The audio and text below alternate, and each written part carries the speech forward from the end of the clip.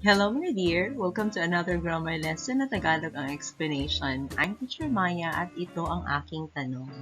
Ano ang tamang verb para sa sentence na to?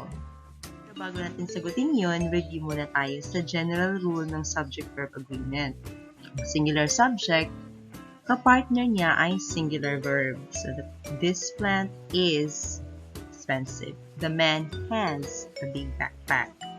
Plant singular, man singular, so singular form ang kanilang verb. Kung plural naman ang subject, dapat plural verb din ang kanyang kapartner. So, plants are, men have. So, ano dapat ang verb dito? Is given, are given, dapat is singular.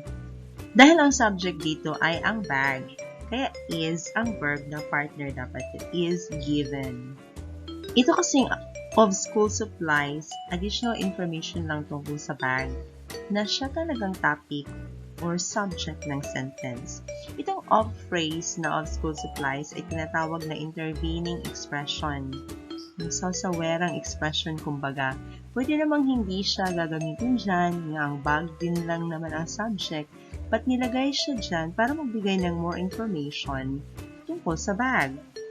So, dapat watch out tayo sa mga ganitong expression para magkaintindihan ng ating subject at saka verb. May agreement. May proper agreement. So, isa sa mga intervening expression ay nagsisimula ng together with. Na dito, my mother together with my father goes to the market every Saturday.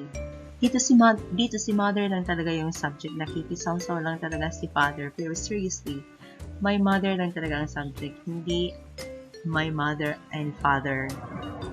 Kung silang dalawa ang subject, dapat my mother and father. Merong and. Kapag my mother and father na yun plural form na dapat ang subject dun. I mean, ang verb form dun. Pero together with my father, si mother lang ang subject, nakikisaw-saw lang si father. Seriously. Intervening expression lang siya. Dito rin, the preparation of printed modules takes a lot of time. Hindi modules ang subject, kundi ang preparation. No additional information lang ang of phrase na to para maipakita kung ano yung piniprepare. So, singular form ng simple present tense ay S form of the verb. Kaya ito ang ginagamit nating verb dito. Dito rin, hindi kasali ang mango trees. Nakikisaw-saw rin lang sila sa bahay. But seriously, ang house talaga ang topic dito. Para madaling ma-identify, nilagyan natin ng description na between the two mango trees.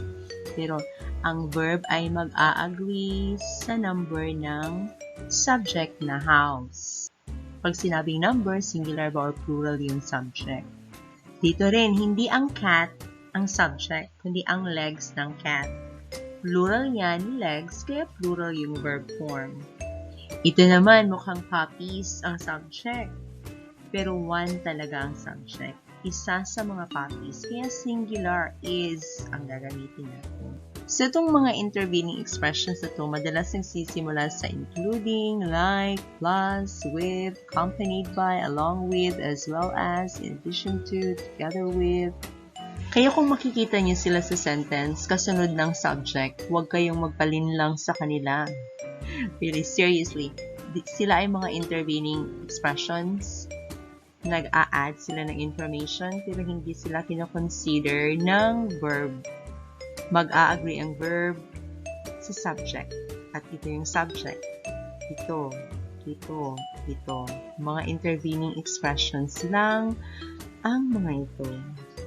Kaya again, huwag magpalinlang ni accompanied by, ni along with, ng as well as, ng in addition to, kapag nakasunod sila sa subject.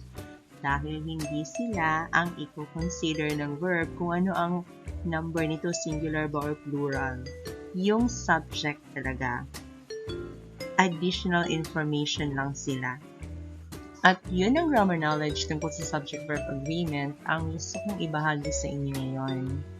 Kung may na-learn kayo at nagustuhan nyo naman ang video ito, please share nyo na rin sa iba para may ma-learn na rin sila. At i-like na rin po, subscribe or follow para updated kayo sa mga videos na ibabahagi ko in the future. Maraming salamat po. Have an amazing day!